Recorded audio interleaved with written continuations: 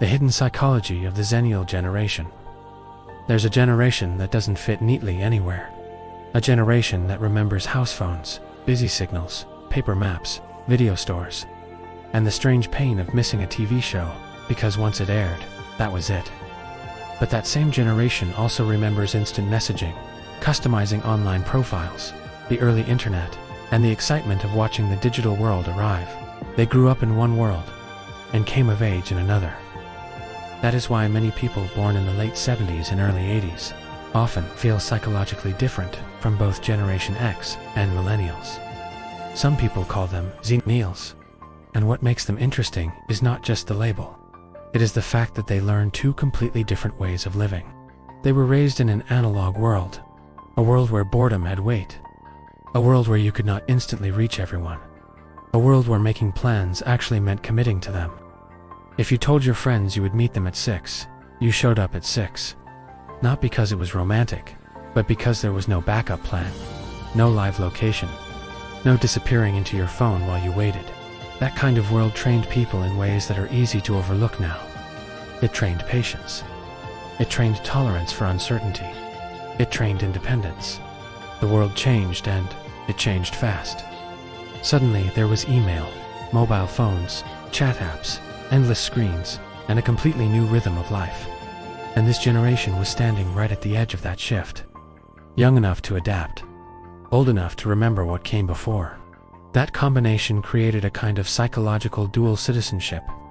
Older generations remember the pre-digital world, but many never felt fully native inside the new one.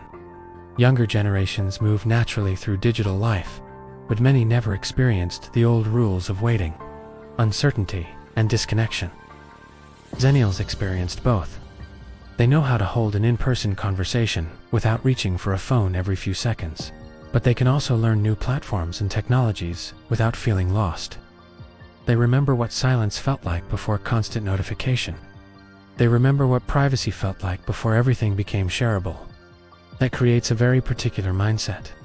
One of the biggest differences is the way this generation relates to privacy.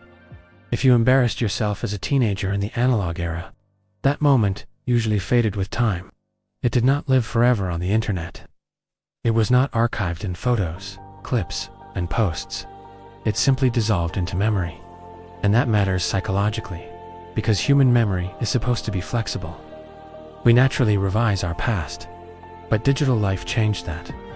Now the past can remain visible, searchable, and frozen.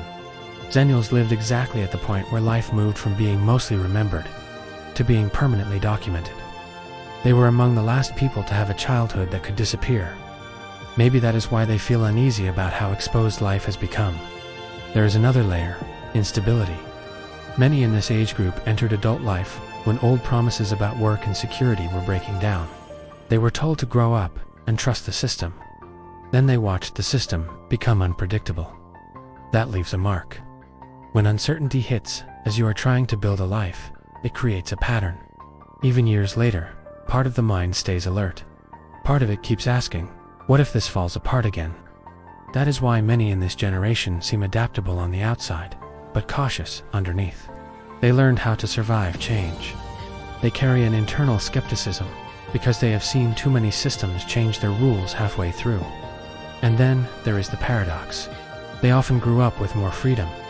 Their parents did not always know exactly where they were. They solved problems on their own. They learned how to entertain themselves before entertainment became automatic. That gave them a kind of resilience. But later, they stepped into a world that promised total connection. A world where everyone could reach everyone at any time. In some ways, it made life smoother. But it also made life noisier, more performative, more distracting, more demanding. So this generation often lives with a strange internal contradiction. They value independence, but they are expected to stay reachable. They appreciate technology, but they remember life before it dominated attention. They adapt quickly, but they still miss the slower emotional pace. That is why many XENNIALs feel like a bridge between two eras, not fully one thing, not fully the other. Too old to feel completely native in youth culture, too young to feel fully identified with the generations before them. While that can create a quiet feeling of not quite belonging, it also gives them something valuable: perspective. They can see what was gained. The internet opened doors that once did not exist. Information became immediate. Opportunities expanded. But they can also see what was lost. The ability to disappear for a few hours. The patience that comes from waiting. The depth of uninterrupted attention. The version of privacy that did not need to be defended. And maybe that is the real psychology of this generation. Not confusion, not nostalgia, not resistance to change, but the unusual ability to carry two realities at once. To understand that progress gives something and takes something. To recognize that adaptation is necessary, but identity does not have to vanish in the process. Maybe that is why so many XENNIALs seem hard to categorize, because they were not shaped by one stable world. They were shaped by transition itself.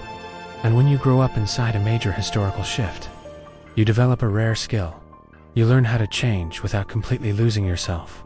If this felt familiar, you probably already know why. If you enjoy exploring the hidden psychology behind identity, subscribe, because the next video might explain another part of yourself you've felt for years, but never fully understood.